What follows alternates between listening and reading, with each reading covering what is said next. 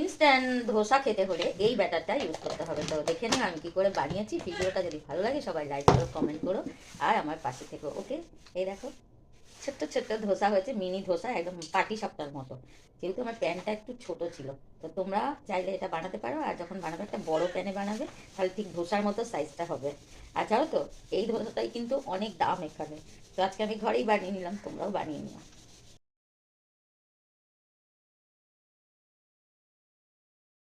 Good morning everyone, কেমন আছো? আমি চলে এসেছি রান্নাঘরে। আর এই দেখো ধোসার জন্য একটা তরকারি বানাবো। তো এই প্যানটা দিয়ে দিয়েছি অল্প একটু তেল, তেল গরম হয়ে গেছে, দিয়ে দিয়েছি জিরে, শুকনো লঙ্কা আর সর্ষে, আর দিয়ে দিলাম একটু পেঁয়াজ। তো পেঁয়াজটা একটু ভেজে নেবো হালকা করে, খুব বেশি ভাজার দরকার নেই। তো আজকে যে ধোসাটা বানাবো ওটা কিন্তু ব্যাটারটা আমার রেডিমেড কেনা। তো আমি ফার্স্ট টাইম ট্রাই করবো কেমন হয়। তো এর মধ্যে একটু দিয়ে দেবো আদা পেস্ট করে, একটু কাঁচা লঙ্কা, আর দিয়ে দেবো একটু টমেটো। এই তরকারিটার জন্য খুব বেশি কিন্তু পেঁয়াজটা ভাজার দরকার নেই। তো আর দিয়ে দেবো আলু। এই দেখো হালকা করে একটু টমেটোটা ভেজে নেবো।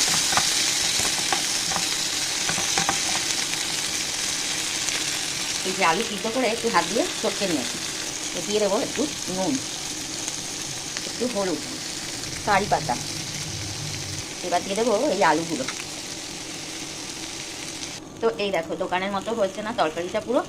আর তোমরা তো ভিডিওতে বুঝতে পারবে না, খুব সুন্দর একটা স্মেল আসছে। এই যে কারি পাতা, একদম ধোসার তরকারি যেরকম হয় ওরকম কিন্তু রেডি হয়ে গেছে। তো আর আমি দিয়ে দেবো একটু ধনে পাতা। তো এটাকেও ভালো করে মিশিয়ে নেবো। তো এই দেখো তরকারিটা এবার আমি নামিয়ে নেব। গ্যাসে একটা প্যান বসিয়ে একটু তেল ব্রাশ করে নিয়েছি। আর এই দেখো ব্যাটারটা একটু এরকম মোটা রেখেছি। বুঝতে পারছি না, নতুন আমি এই কেনা ব্যাটারে আজকে বানাবো ধোসা। তো প্যানটা একটু জল দিয়ে এবার মুছে নেবো একটা। বুঝতে পারছি না ব্যাটারটা মোটা হয়ে গেল কি। আর এর মধ্যে একটু দানা দানাও রয়ে গেছে। দেখো আমার তো দেরি হয়ে গেছে। তোমরা যদি কখনো বানাও ভালো করে ব্যাটারটাকে কিন্তু গুলে নেবে। অ্যাকচুয়ালি এটা আমি কিনিনি, কিনেছে আমার মেয়ে। তো আমি দেখবো কেমন হয় আজকে ধোসা। বুঝতে পারছি না কেমন হবে। প্যানটাও নিয়েছি আমি ছোট, আর একটু বড় প্যান নেওয়ার দরকার ছিল। ব্যাটারটাও একটু বেশিই হয়ে গেল, তো আমি একটু ছড়িয়ে দেবো এইভাবে।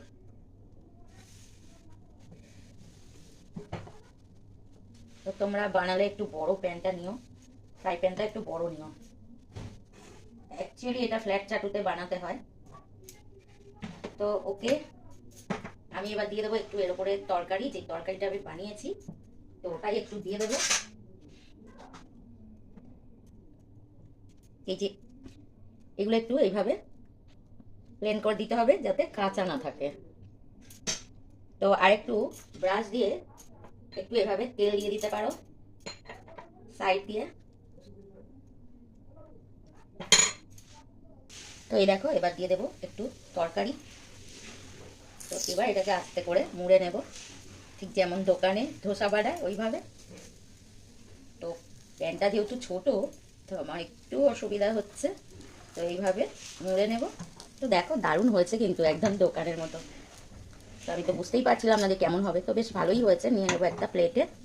তো এই দেখো কেমন হয়েছে ধোসা, খুব সুন্দর হয়েছে। কিন্তু এইভাবে একটু যদি লাল লাল করতে চাও তো একটু বেশিক্ষণ রাখবে, তাহলে কিন্তু ভালোই হবে।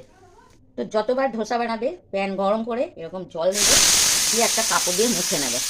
তো দেখো আবারও দিয়ে দিচ্ছি ব্যাটার। এবার একটু কম দেবো, বুঝতে পারিনি তখন একটু বেশি হয়ে গেছে। আর এরকম একটা হাতা দিয়ে কিন্তু এইভাবে ঘোরাতে হয়। তো প্যানটা ছোট।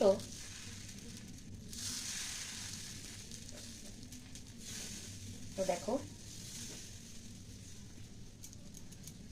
এগুলো একটু যতটা পাতলা হবে অতটাই ভালো। তো দিয়ে দেবো সাইড দিয়ে একটু তেল, সাদা তেল, একটু সাইড দিয়ে তেল দিয়ে দেবো। আর এই ওপরে এটা এভাবে একটু প্লেন করে দেবে। তো দেখো ব্যাটারটা ভালোই আছে, সাইড থেকে ছেড়েই চলে আসছে, কোনো অসুবিধা নেই। তো দিয়ে দেবো আবার একটু আলু, এই যে যেটা আমি তরকারিটা বানিয়েছি এভাবে একটু ফ্ল্যাট করে দিলে ভালো হয়। তো আস্তে আস্তে আবার আমি মুড়ে নেব। এই দেখো বেশ ভালোই হয়েছে দোকানের মতো। একটু আগে এইভাবে ছাড়িয়ে নিতে হবে। গ্যাসটা কিন্তু রাখবে একদম কম, না হলে এই যে ছেড়ে এলো। তো এবার এটাকে মুড়ে দেবো।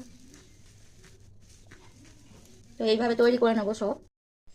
তো এই দেখো রেডি হয়ে গেল সব ধোসা। তো ভিডিও যদি ভালো লাগে তো এই দেখো, এবার আমি এটাকে মুড়ে নেব।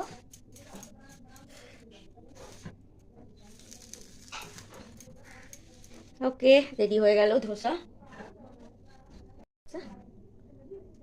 এই দেখো খুব সুন্দর হয়েছে। তো ভিডিওটা ভালো লাগলে সবাই দেখো।